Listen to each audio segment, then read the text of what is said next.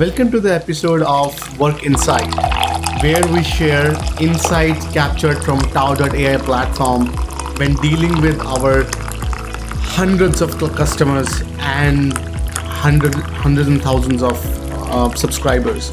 So we have been asked a lot by our users, by companies to understand what all TAO learns and share with the community. So we have thought of creating a direct conversational dialogue with you guys where we can share our learning and insights with you, and whatever learning we are capturing by talking to many of the experts in the industry, many of the HRs, many of the job seekers, many of learning and development professionals. So we will be bringing that knowledge directly to you. So thank you so much for checking in.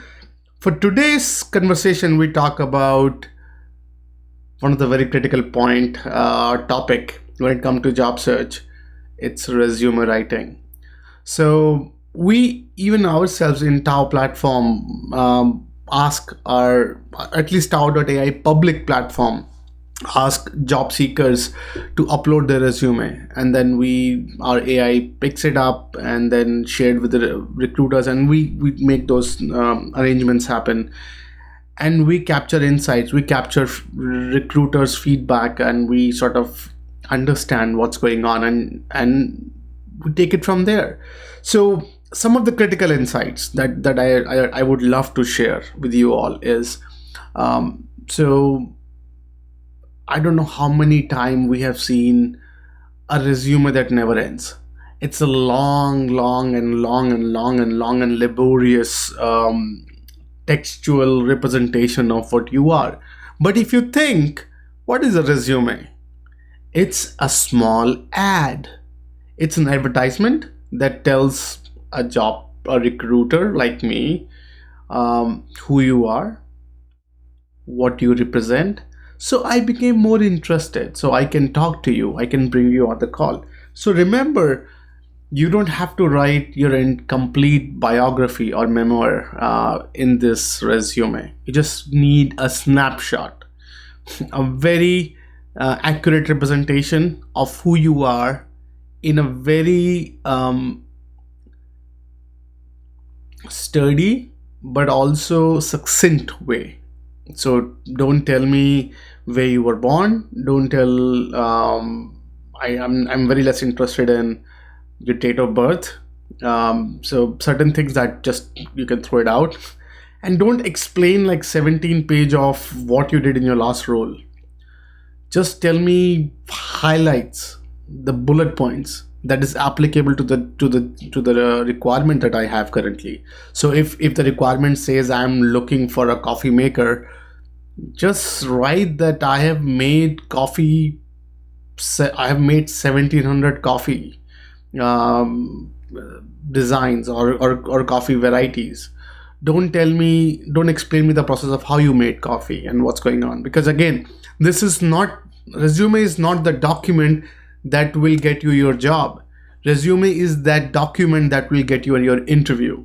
And understand from the recruiter's perspective as well. They have been going through tons and tons of resumes, right? When they're looking for candidates. So if your resume doesn't show your relevance to the role within 5 seconds, then there's a very less likelihood. Like with every additional second, your chances keep getting slimmer and slimmer in getting picked up. So make sure you be your devil's advocate and look through your resume and see what's going on, and shorten it.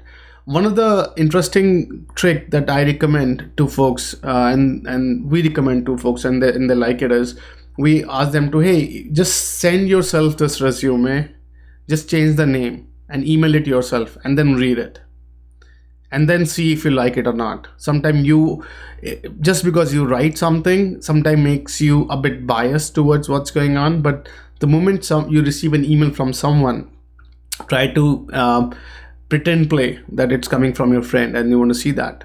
and also show it around. Show your resume around and see what others think.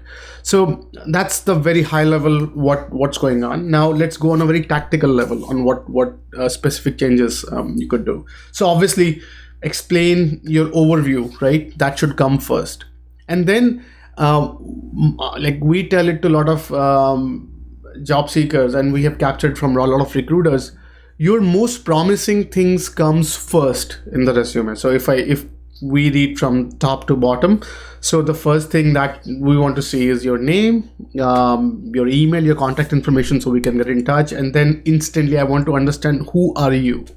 Why should I keep reading, right? So maybe give 2 to 3 or 4 lines about yourself, right? So the highlight of you. What are some of the sterling highlights that defines what you are today? And then later on, your next most promising bet, is that your work experience? Then it should come next. Is it your academic background? That should come next.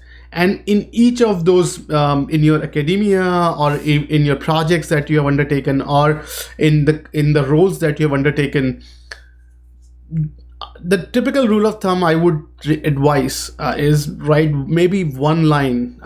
So each job, add 4 to 5 lines, and each line represent a very succinct representation of what you did. And obviously every job, certain jobs require say a research R&D job descriptions require you to tell more, but the more you can say with less shows your depth of understanding on a topic.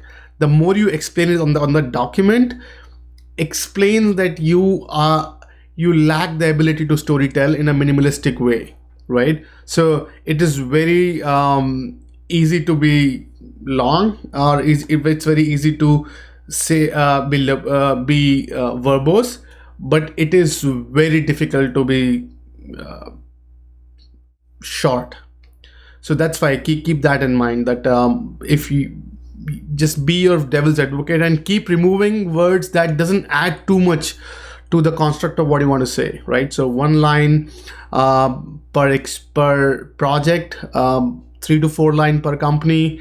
Academics, do talk about your projects or highlights your extracurriculars, because that defines what you are beyond work. So if you do a lot of volunteer stuff, that's a good enough do show in your resume, right? So we want to know, recruiters want to know what's going on. So let me recap quickly. 1 page best, right? Every additional page you're losing me.